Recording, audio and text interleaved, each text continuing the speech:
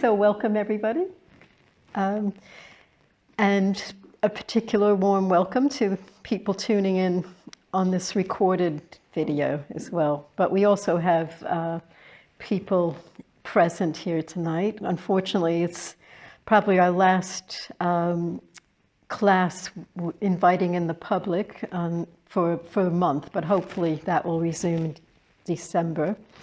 And after tonight, we'll continue with recorded videos following on this series, and then we'll continue to do them from Ephraspace. So tonight we're continuing with this exploration of the most essential and basic teaching of Buddhism. So it's the teachings the Buddha gave shortly following enlightenment, known as the Four Noble Truths. And these teachings are universal to all the schools of Buddhism and all the different traditions that evolved in the 2,500 years after the Buddha died. And so these are the essential basic teachings, but they're by no means basic in the sense of being simple. They're very, very profound teachings, and we come back to them again and again as Buddhists. It's something I come back to again and again, and it's almost we spiral around it and see it from new perspectives each time. And I think that's happened to me tonight, and thinking about what we're going to be talking about tonight. So just a short recap about the Four Noble Truths. As I said a couple of weeks ago, the Buddha was seeking an answer to existential human suffering, the suffering of the human condition. And he in searching for an answer, he eventually became enlightened. And in searching for an answer to human suffering, he was also looking for what makes us truly happy. And so the teaching that he gave, this essential teaching, the first transmission of what attempt to articulate what he experienced in enlightenment, he put in a medical formula, and I thought it was quite apt at the moment to think of this, because we're so preoccupied with COVID and the cure, and how we can move on from an illness. So he described suffering as the disease or the illness. And there's a whole spectrum to that, from unsatisfactoriness to extreme suffering. And we explored that in the first week. So that's the first noble truth. And then the second noble truth is the cause of the suffering. And, you could say very pithily, it's this one word, craving. But as we explored, that's got a whole spectrum to it. It's not just addiction, it's the way we pull things towards us and push them away, the way we're trapped in our preferences. And so that's the cause.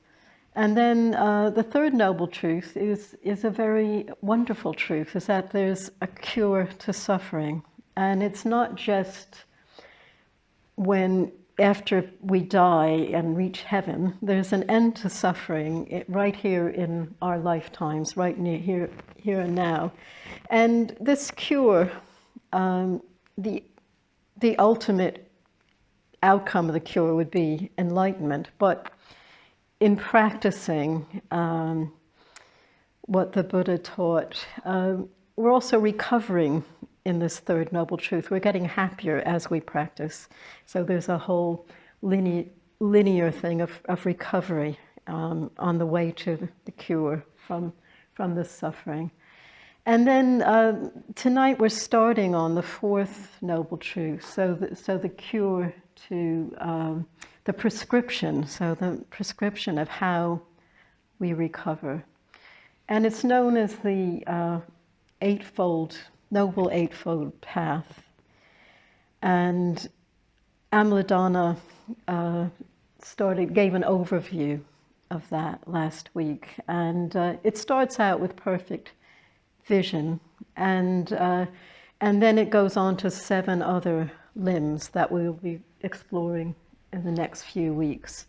But in a way, you could say that's divided into 2 paths. So there's perfect vision. That's the first one that I'm going to talk about tonight. And then there's the limbs of 2 through 8, which are known as the path of transformation. So we have a vision of reality, the way it truly is, and then the path is to transform every aspect of our life. These are the other limbs, and this is what we as Buddhists go through over and over again. And so I'll just say something about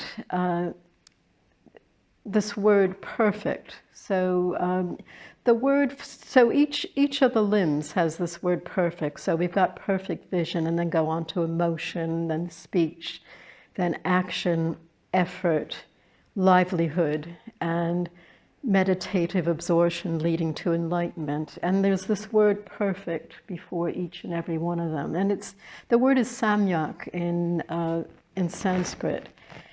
And it has been translated as right, so right vision or right emotion. Our teacher chose the word perfect because literally what that word samyak means is to be whole or complete. And so, something's whole or complete. There's something about a sphere that's perfect. The full moon, for example, is often represents enlightenment. So there's something about this wholeness and completeness that is very, very important to this ideal of enlightenment. And I think our teacher also wanted to get away from this kind of dogmatic right-wrong way of thinking. So, Buddhism doesn't dictate against other religions. Other religions are wrong and Buddhism is right. But, if you use that word right, it can give that impression. In fact, I had a friend a number of years ago who said he really wouldn't want to go near Buddhism because it just had this right this and right that, and he felt like it was just getting into this right-wrong thing, and that's not what's meant. So it just gives us an idea of how we need to be careful with language. So we've got this perfect, and this first limb of the Eightfold Path, perfect vision. Well, last week Amladana compared the Eightfold Path, I think, to a starfish, or a strange kind of starfish, because it'd be a starfish with 8 prongs, and I think he said, one of them was bigger than the rest, and so I guess that would be perfect vision. But just going with it, I think the point he was trying to make is that they all go together, they all move together, and vision goes through all of them, and that you can't move forward. It's not, even though they seem to go in a sequence, they also interact with each other. It's also, it's not just boom, boom, boom. And vision permeates all of them.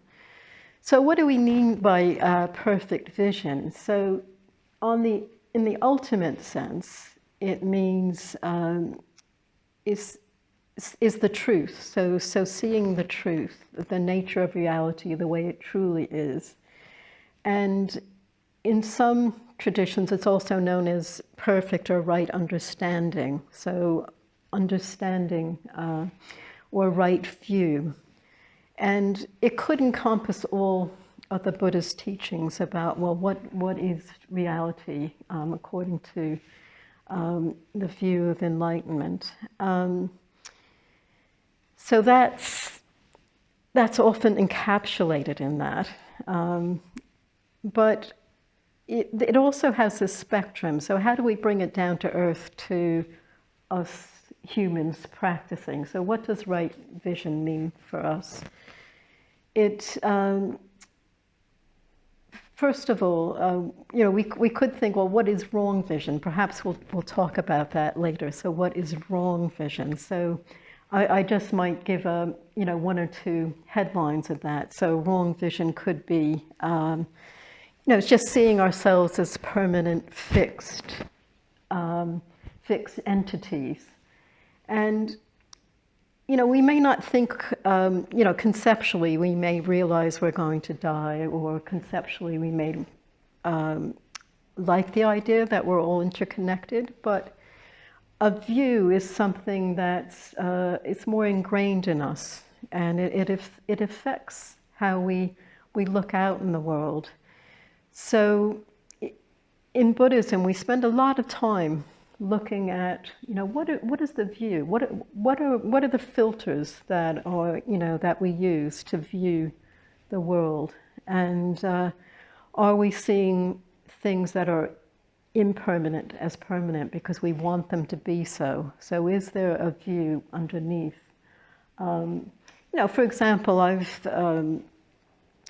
I could say conceptually, yes, I know I'm going to die, etc. But when I go into meditation or really connect with my desires and fears, there's some kind of view underneath that really thinks I'm not going to die, that really, because I want it to be so. So, this whole area of view is very, very important, and I think that's why it's at the beginning of the Eightfold Path.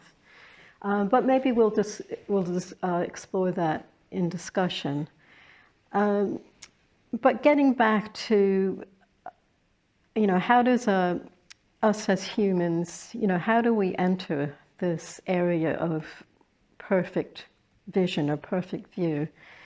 And there's this whole spectrum, I guess, running from the mundane to the more spiritual, in terms of how people get this glimmer of something beyond, the mundane views of what makes us happy. I guess that would be the essence of it. What gets us beyond this mundane message and views of what will make us humans happy?